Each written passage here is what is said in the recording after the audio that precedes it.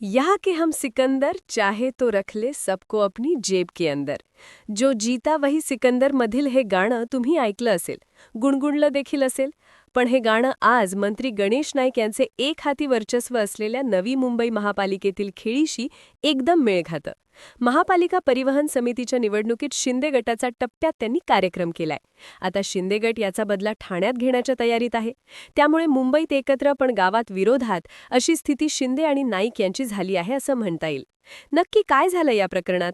महायुतीतीलच घटक एकमेकांचं खच्चीकरण का करतायत? जाणून घेऊयात या व्हिडिओच्या माध्यमातून.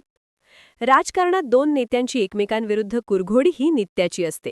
आता ही कुरघोडी एकनाथ शिंदे आणि गणेश नाईक यांच्यात चालू आहे.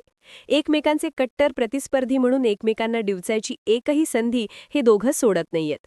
आता नवी मुंबई परिवहन समितीच्या निवडणुकीवरून या दोन्ही गटात पुन्हा वाद पेटलाय.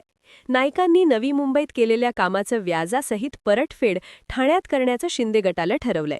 नक्की काय आहे एकनाथ शिंदे यांची रणनीती हे जाणून घेण्याअगोदर नवी मुंबई महापालिकेत काय झालं हे पाहू. नवी मुंबई महापालिकेत 111 नगरसेवक आहेत, ज्यात 65 जागा जिंकत भाजपने एक हाती सत्ता स्थापन केली, तर 42 जागा जिंकत शिंदे गट विरोधात बसलाय. इथल्या विविध समित्यांची निवड आता होतीये. त्याचाच भाग असणाऱ्या परिवहन समितीची घोषणा होणार होती. यात सत्ता जरी भाजपची असली तरी महाराष्ट्र महानगरपालिका अधिनियमातील तरतुदीनुसार प्रमाणात प्रतिनिधित्व मिळेल अशी अपेक्षा शिंदे गटाला होती. पण भाजपनं नियमांचा किस पाडत महापालिकेत कलम 252 व कलम 253 नुसार मतदान प्रक्रियेची घोषणा केली. यामुळे शिंदे गट आक्रमक झाला. त्यांनी पालिकेतच ठिय्या आंदोलन सुरू केलं. यामुळे महापौरांनी सभागृहाचे कामकाज काही काळ तहकूब केलं होतं. त्यानंतर बहुमताचा फायदा घेत भाजपनं परिवहन समितीवर 12 पैकी 12 सदस्य निवडून आणले. याचेच विरोधात शिंदे गटानं न्यायालयात जाण्याची भूमिका घेतली.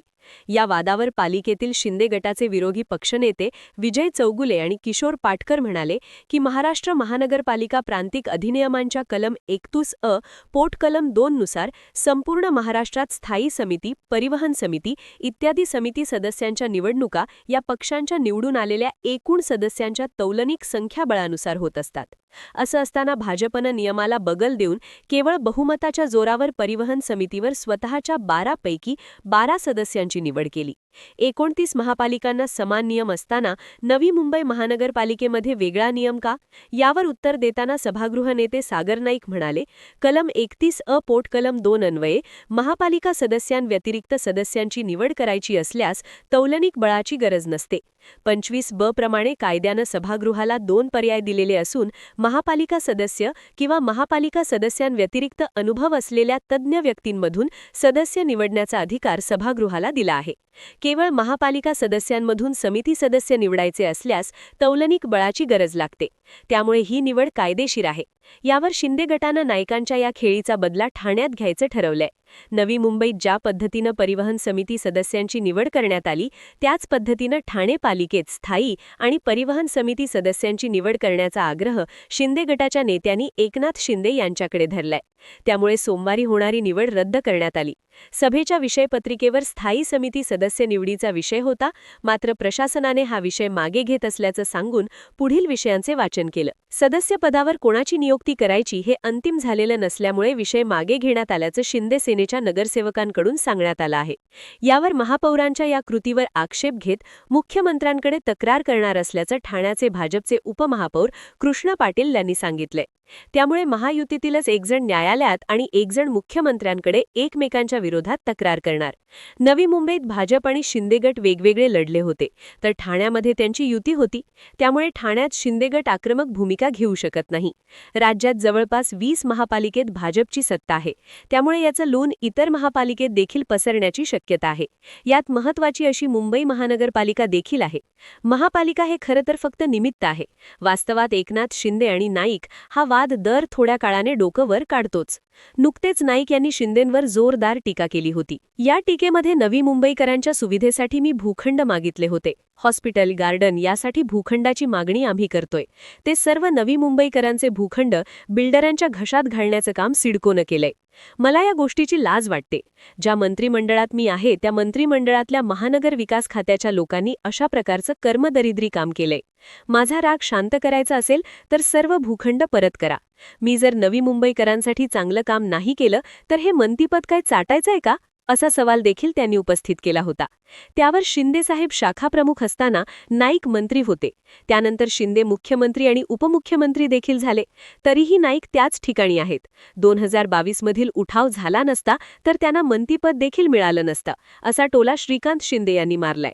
उपमुख्यमंत्री एकनाथ शिंदे यांनी स्वतः या विषयावर प्रतिक्रिया देताना गणेश नाईकांना काल श्रीकांत शिंदेंनी उत्तर दिलंय असे एका वाक्यात सांगून अधिक भाष्य करणं टाळलं. याआधी देखील किल्ले कोणाचेच नाही. पक्षाने परवानगी दिली तर यांचं नामोनिशाण साफ करून टाकू. भाजप हा शिस्तीचा पक्ष आहे आणि आम्ही आदेश मानतो. पक्षाकरता मनाला पटणार नसताना कार्यकर्त्यांनी काही गोष्टी सहन केल्यात, असं म्हणत नाईक यांनी एकनाथ शिंदे यांना डिवचलं होतं. त्यावेळी सगळा शिंदेगट नाईक यांच्यावर तुटून पडला होता. तर एका विशेष मुलाखतीमध्ये गणेश नाईकांनी भ्रष्टाचारांचे आरोप करत एकनाथ शिंदे यांना जेलमध्ये जावं लागेल आणि श्रीकांत शिंदे यांचे राजकीय अस्तित्वच पुसून टाकू असा इशारा दिलेला. त्यानंतर मोठ्या प्रमाणात पोस्टर वाद उफाळून आलेला आणि नवी मुंबईत स्मृतिभ्रंश झालेल्या स्वयंघोषित शिल्पकाराला मोफत उपचार करून मिळतील अशा आशयाचे शिंदे गटाकडून बॅनर लावण्यात आले होते. दुसरीकडे महायुतीची सत्ता आल्यापासून गणेश नाईकांना भाजपकडून शिंदेंच्या विरोधात बळ दिलं जात असल्याची चर्चा आहे. नाईकांनी ठाण्यामध्ये जनता दरबार घेत शिंदेंना शह दिला होता. या शिंदे नाईक वादामध्ये संजय राऊत यांनी पण आता उडी घेतलीय. भाजपसोबत राहून तुम्हाला या प्रवृत्तीसोबत लढता येणार नाही, हा माझा तुम्हाला प्रेमाचा सल्ला आहे. गणेश नाईक यांनी पुन्हा स्वगृही यावं. त्यांनी आमच्याकडे येऊन हे रणशिंग फुंकावं. गणेश नाईकांना भाजपात राहून लढाई लढता येणार नाही. पुन्हा मूळ प्रवाहात येऊन गणेश नाईकांनी लढाई लढावी, असं देखील राऊत यांनी म्हटलं होतं. आता मुख्यमंत्री किंवा न्यायालयात गेलेल्या परिवहन समितीचा वाद हा कसा शमणार की त्याची धग महायुतीला देखील भसणार, हे पाहणं महत्त्वाचं ठरणार आहे. नाईक आणि एकनाथ शिंदे यांच्यातील वादाबद्दल तुम्हाला काय वाटतं हे मला कमेंटमध्ये नक्की सांगा आणि चॅनलला सबस्क्राईब करायला विसरू नका.